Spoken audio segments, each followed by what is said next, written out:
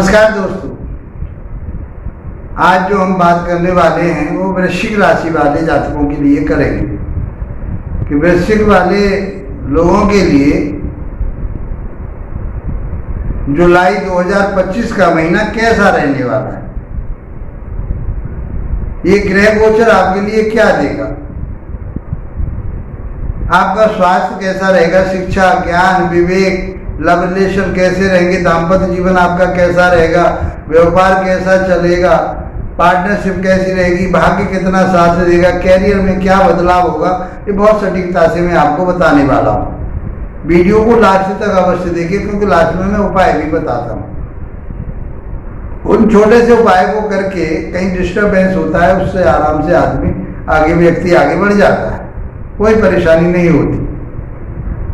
इसलिए मैं कहता हूँ वीडियो को लास्ट तक देखिए और वीडियो आपको अच्छा लगे तो इसको सब्सक्राइब करके अवश्य जाइए, लाइक शेयर जरूर कीजिए। हमसे आप विश्लेषण कराना चाहते हैं अपनी पत्रिका का तो मेरे व्हाट्सएप नंबर पर संपर्क कर सकते हैं। डिस्क्रिप्शन में मेरे नंबर दे रखे हैं, उसमें आप देखिए और मेरे से बातचीत कर सकते हैं।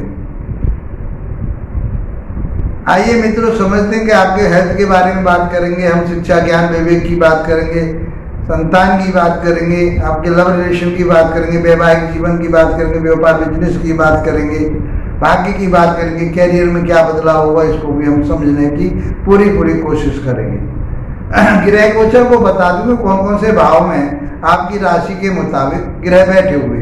इसे आप राशि से भी देखिए और लगन से भी देखिए, कोई अंतर नहीं आने वाला, लेकिन ये इनका प्रभाव राशि से ही देखा जाता है। इसका प्रभाव एक महीने के लिए तो हम राशि फल बता रहे महीने का, तो उसमें इसका प्रभाव मिलता है आपके लिए। इसलिए आपको इसको राशि से भी देखेंगे तो राशि से तो प्रभाव मिलेगा ही मिलेगा, और लगन से भी देखते हैं तो समान प्रभाव आपको देखने को मिलने वाला है।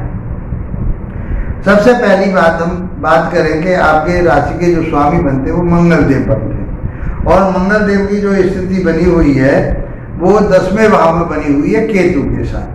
अंगारक दोष बोला गया है शास्त्रों में इसको, ये अच्छा नहीं होता। देखिए, मंगल देव सिंह राशि में गए हुए हैं। सिंह राशि अग्नि तत्व की राशि है। कौन की राशि है? सूर्य की राशि। सूर्य भी अग्नि तत्व के देवता कहे गए। मंगल देव स्वयं अग्नि तत्व है। केतु वहां बैठे हुए हैं उनके साथ में, तो केतु भी अग्नि तत्व के हैं। तो मुझे चारों तरफ से आग ही आग नजर आ रही है। आपने देखा होगा इन महीनों में जब से केतु का और मंगल का जो योग बना है, अंगारक योग बना है, एक्सीडेंटल। देखो, मंगल का काम क्या है? लड़ाई झगड़ा होना, आगजनी कराना। केतु का काम ऑपरेशन कराना, ये सब काम होते हैं इनके। और ये सूर्य के घर में और 10वें घर में दक्षिणी दिशा पड़ रही है, तो दक्षिण से लेकर के पश्चिम के दिशा तक का प्रभाव जो आ रहा है, कहीं न कहीं अभी शांति नहीं है, कहीं न कहीं फिर दुर्घटनाएं और उसकी होने की संभावना है पूरी। खैर, मैं उस मुंडन ज्योतिष में जाना नहीं चाहता। हमारी बात चर्चा चल रही है आपकी मासिक राशि फल। जब हम मुंडन की बात करेंगे तो हम मुंडन के बारे में ही बात करना शुरू करेंगे। मुंडन के बारे में भी आप लोगों को बताएंगे, जो हम ज्योतिष सीखो श्रृंखला में चल रही है हमारी बात।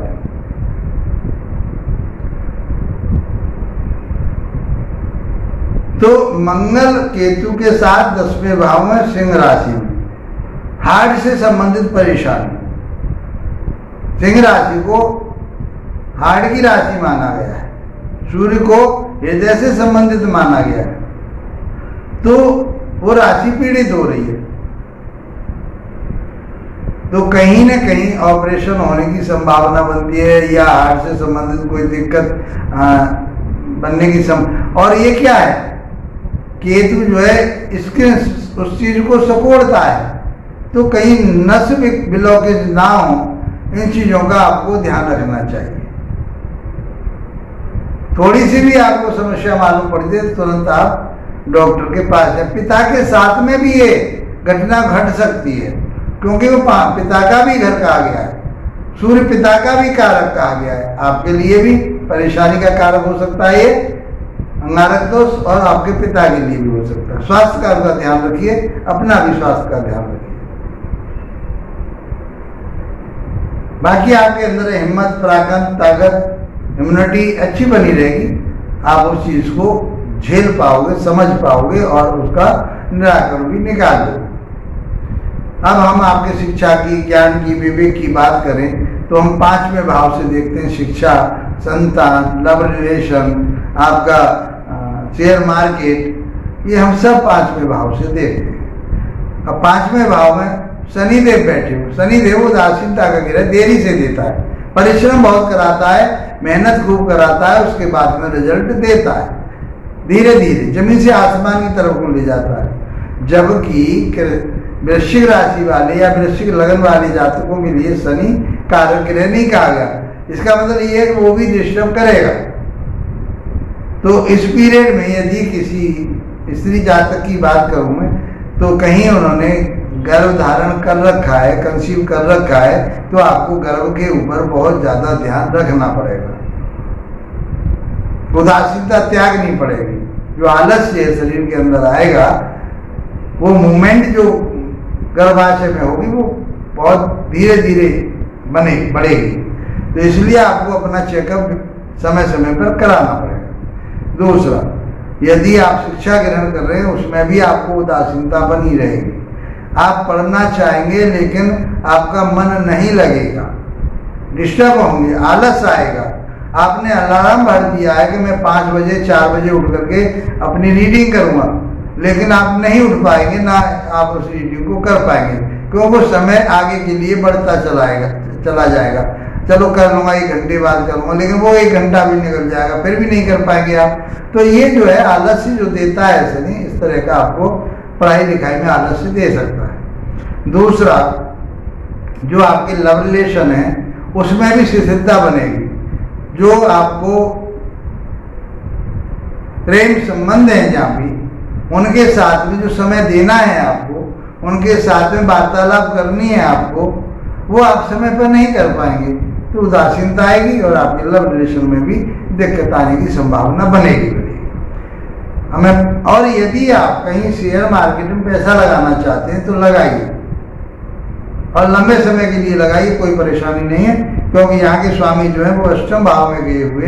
अष्टम भाव आपके लिए कहीं नहीं से गुप्त खजाना दिलवाने की कोशिश करेंगे गुरुदेव। गुप्त पढ़ाई भी आपके लिए कराएंगे। गुप्त मीन्स रिसर्च वर्क, चाहे ज्योतिष का काम कर रहे हैं आप, ये भी रिसर्च है, चाहे कोई और किसी चीज पर पीएचडी कर रहे हैं आप, और रिसर्च है आपका एजुकेशन के ऊपर किसी भी सब्जेक्ट पे, और आप किसी वेदांतों में आप अध्ययन कर रहे हैं, तो आपके लिए भी ये ज्ञान देने वाले हैं। तो पढ़ाई लिखाई के हिसाब से अच्छा समय है, लेकिन स्ट्रगल वाला, परेशानी वाला, मेहनत वाला समय आपका शिक्षा में रहेगा ही रहेगा। अब बात करते हैं हम आपके दाम्पत्य जीवन की, वैवाहिक जीवन। वहाँ शुक्र बैठे हुए, शुक्र की राशि अपने मूल त्रिकोण राशि में बैठे हुए हैं, तो आपका वैवाहिक जीवन तो बहुत मधुर रहने वाला है। बहुत हर्ष और उल्लास के साथ में आपका जीवन चलेगा। पति पत्नी का आपका अटैचमेंट बहुत बढ़िया रहेगा, कहीं से भी कोई डिस्टर्बेंस नजर नहीं आ रहा। आपका पार्टनरशिप भी आपके साथ में बहुत बढ़िया रहेगी।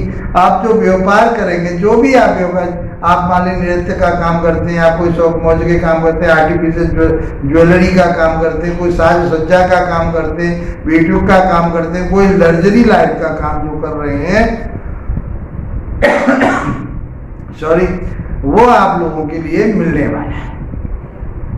तो वैवाहिक जीवन आपका बहुत मधुर रहेगा, और जहां वैवाहिक जीवन मधुर रहता है तो आदमी की सारी समस्याओं का समाधान हो जाता है।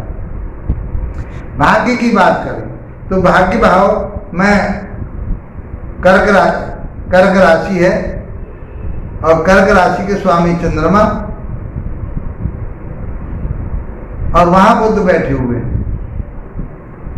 बुध आपके लिए 11वें भाव के स्वामी हैं और अष्टम भाव के स्वामी हैं। तो 11वें आपके लिए 11वें भाव का स्वामी अष्टम भाव में, 9वें भाव में चला जाए तो आपके लिए नौकरी से संबंधित या कोई व्यवसाय व्यापार करने से संबंधित कोई आसानी से काम वो हो जाते हैं, कोई दिक्कत नहीं आती उसमें। तो भाग्य आपका साथ दे रहा है। उतार चढ़ाव तो हमेशा जीवन में बना रहता है, तो आप आध्यात्मिक बनिए, धार्मिक बनिए और गुरुओं का आदर और सम्मान कीजिए। धार्मिक स्थानों पर जाइए, धार्मिक यात्राएं करिए, अपने छोटे भाई बहनों के साथ तालमेल अच्छा बना करके चलिए। तो मैं समझता हूँ कि समय आपके लिए अच्छा रहने वाला है। कैरियर की बात करते हैं तो कैरियर भाव में वो हम 10वें भाव से देखते हैं, सिंह राशि बन रही है, वहाँ मंगल बैठे हुए और केतु बैठे हुए। मंगल योग कारक है, वृश्चिक राशि में मंगल योग कारक है, श्रेष्ठ माने गए क्योंकि लगन के स्वामी, और लगन का स्वामी जिस भाव में बैठ जाता है उस भाव की तरक्की करता है। व्यवधान कहाँ से फैलेगा? केतु से फैलेगा, राहु से फैलेगा। तो आपको अपने कार्य क्षेत्र पर, आपको अपने व्यवसाय में, नौकरी में बहुत धैर्यता से काम लेना पड़ेगा, विवेक से काम लेना पड़ेगा। आपको बहुत मतलब जो एग्रेसी है आपके अंदर, जो एक उतावलापन है आपके अंदर, जो आप बहुत जल्दी किसी काम को, कल का काम अभी करना चाहते हो, उस काम को बहुत धैर्यता से करें। जल्दबाजी में काम बिगड़ जाते हैं, इसलिए सोच समझ करके आपको अपना व्यापार, बिजनेस, नौकरी करनी है। पिता के साथ संबंध अच्छे बना करके चलना है, क्योंकि ये पिता के साथ संबंध खराब करने की बात होगी। पिता के स्वास्थ्य का भी ध्यान रखना है, उनके हार्ट की दिक्कत हो सकती है, आपके लिए भी कहीं दिक्कत आ सकती है, इसलिए ये सब सारी चीज़ों का आपको ध्यान रखना पड़ेगा। जो मैंने आपको बताया, वैवाहिक जीवन, लव रिलेशन और आपका स्वास्थ्य वगैरह, उनमें भी फिर भी कोई कमी आ रही है, कोई परेशानी आ रही है, तो आपको क्या करना है? तो आप हनुमान चालीसा का प्रतिदिन पाठ कीजिए, तो मैं समझता हूँ ये सारी समस्याओं का समाधान आसानी से हो जाएगा। मित्रों, वीडियो अच्छा लगा है तो लाइक शेयर सब्सक्राइब कीजिए। इसी के साथ आप लोगों का धन्यवाद। नमस्कार।